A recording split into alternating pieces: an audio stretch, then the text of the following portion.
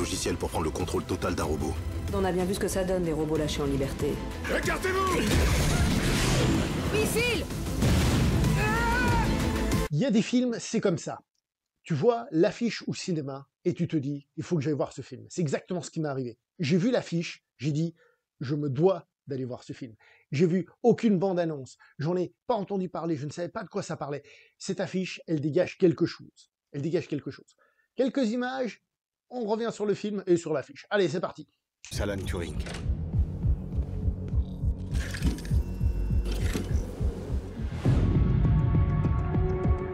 Film réalisé par Jérémy Perrin, donc c'est un film d'animation français de science-fiction qui débarque chez nous.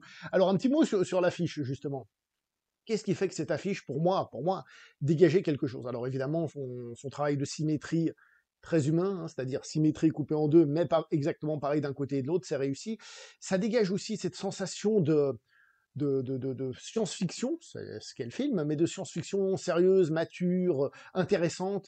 De plus, rien que le titre, Mars Express, moi ça m'a évoqué évidemment Galaxy Express 999, Super 32, bref, je m'arrête là. D'ailleurs, il suffit de comparer un peu les affiches, on est un peu dans cet ordre d'idées-là, donc on se dit, tiens, c'est un film d'animation français, mais qui a l'air d'avoir des références qui sont claires. Et même si les références ont l'air d'être claires, là je ne parle que de l'affiche, ça a l'air de se débarrasser aussi un peu de ces références, c'est-à-dire d'être lui-même. Et bah voilà, on va parler un petit peu de ce qu'est ce film, justement. Et ce film, au niveau des références claires, auxquelles le film, on va dire, fait référence, hein, il y a de dire où il prend les références, c'est un peu compliqué parce que, évidemment, il y a des œuvres qui ont influencé des œuvres, qui ont influencé des œuvres, qui ont influencé des œuvres, donc c'est un petit peu difficile. Quand on regarde le film, on pense évidemment à deux auteurs, que peut-être on connaît, ou peut-être même qu'on ne les a pas lus, mais dont on connaît quand même un petit peu les œuvres. Je pense évidemment à Asimov, hein, et je pense à Philippe K. Dick. Alors Philippe K. Dick, hein, vous le savez, a adapté plein de fois Minority Report, et entre autres, quelque chose qui nous fait penser à ce film, évidemment Blade Runner. Blade Runner, qui, on le sait, n'est pas un terme sorti de son œuvre, etc., etc., mais je veux dire, on pense, en tout cas indirectement, Blade Runner, parce que c'est un film qui se veut noir, ce Mars Express, c'est un film qui se veut noir, c'est une enquête policière, de la science-fiction, on est là-dedans.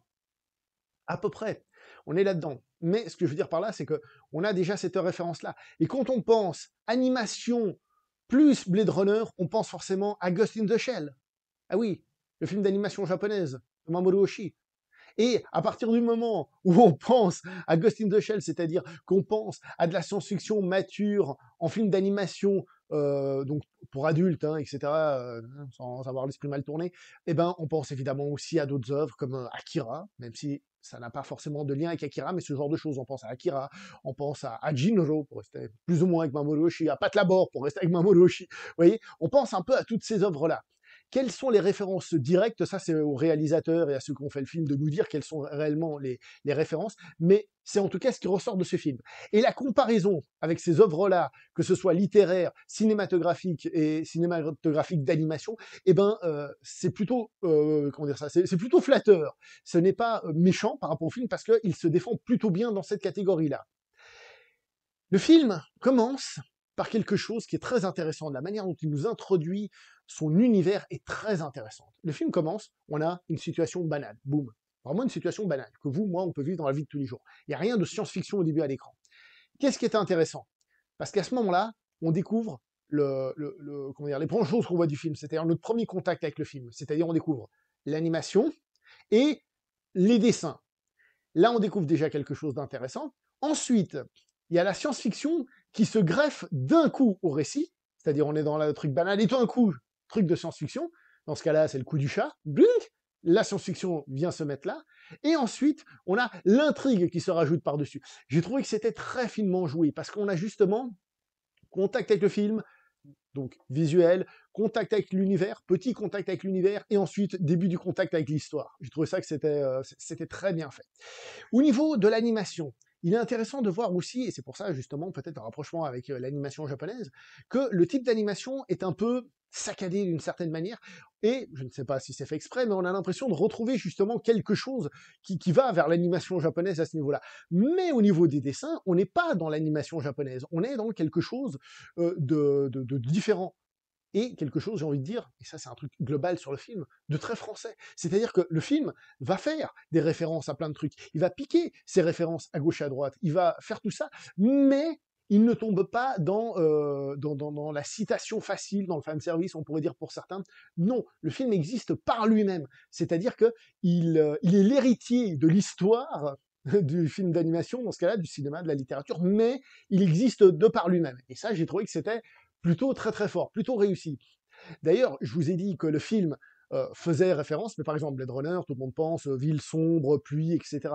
Bah, il y a une partie, comme j'ai dit, sombre, polar noir, etc., film noir et tout ça, mais par exemple, il y a des décors, hein, comme ce sont des décors factices, et ben en fait c'est plein de soleil, c'est gorgé de soleil, le ciel est bleu. Donc il y a aussi une référence, on va dire primaire, qui prend un contre-pied. Justement, ce que j'ai dit tout à l'heure, le film existe de par lui-même et de par sa propre conception. Chose aussi que j'ai appréciée, dans la manière qu'a le film de nous présenter le monde. Je vous ai raconté plus ou moins comment ça se présentait en introduction, mais le film ne va jamais prendre le temps de nous expliquer quelque chose. Alors dit comme ça, on dirait un défaut, mais non. C'est-à-dire que nous, spectateurs, on va découvrir le monde dans lequel vivent les personnages qui n'ont pas besoin de nous expliquer puisqu'ils vivent dedans, et nous, on va le découvrir par étapes. On est actif en train de découvrir cet univers. Ça rend tout ça beaucoup plus fascinant, parce que nous-mêmes, on cherche à comprendre comment fonctionnent les machines, pourquoi, qu'est-ce qui se passe, qu'est-ce qui s'est passé avant, quelle est l'histoire, quelle est la situation. Et nous-mêmes, on est actif en train de regarder et de découvrir cet univers, ce qui le rend fascinant, peut-être, non pas difficile d'accès, mais je dirais plus...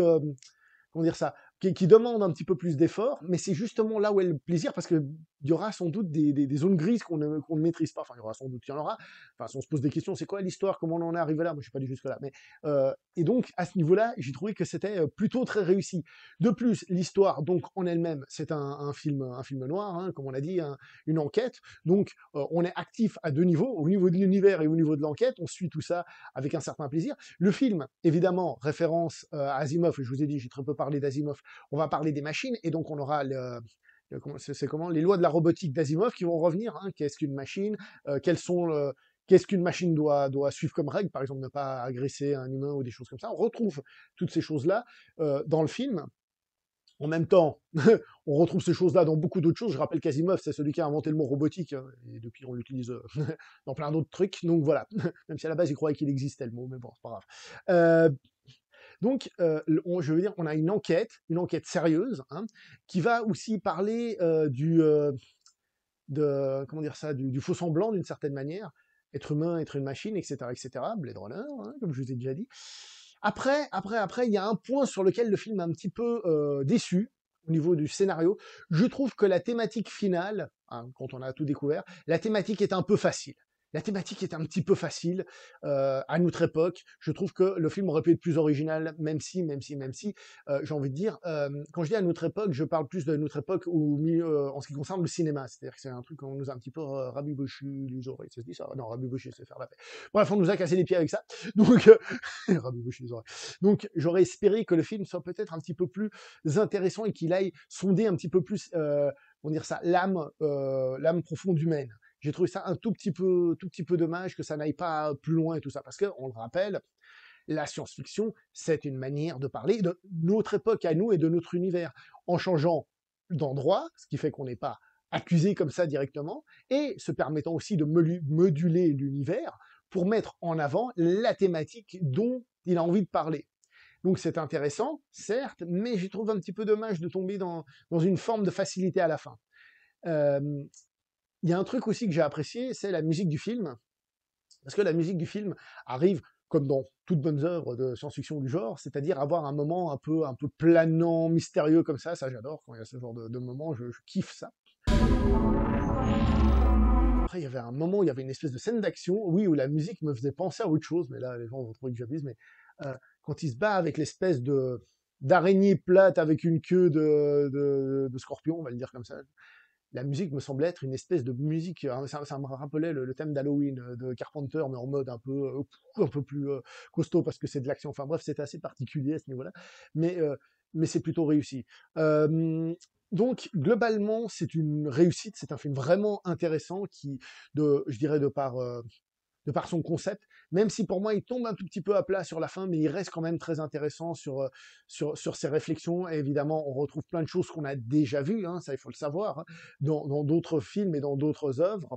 Mais pour ceux qui, vous savez, sur Internet, il y en a plein qui disent hey, c'est un film de genre, allez le soutenir. Bah là, c'est un film de genre, d'animation, mais de genre quand même. Donc n'hésitez pas à aller voir ce film, à le soutenir. Moi, je trouve que c'est une excellente surprise. Globalement, vous savez, quand je vois ces affiches et que ça me donne envie, généralement, c'est toujours une pépite de ouf. C'est rare que ce soit pas le cas, mais je pense que ça vient du fait que je sais pas, quand l'affiche a une intention, c'est parce que les gens qui ont fait l'affiche, les producteurs, qui que vous voulez, se sont dit, on va faire une affiche qui doit représenter le film. Alors, ça représente le film, hein, tout ce que je vous ai dit, mais celui-ci sera peut-être un tout petit peu moins réussi que d'autres pépites du genre qui m'ont marqué à vie, mais, ça reste quand même un film très appréciable et très intéressant. Et c'est pas, c'est français, faut aller le voir. Enfin, moi, je m'en fous. Je veux dire, justement, ça peut être japonais, ça peut être ce que vous voulez.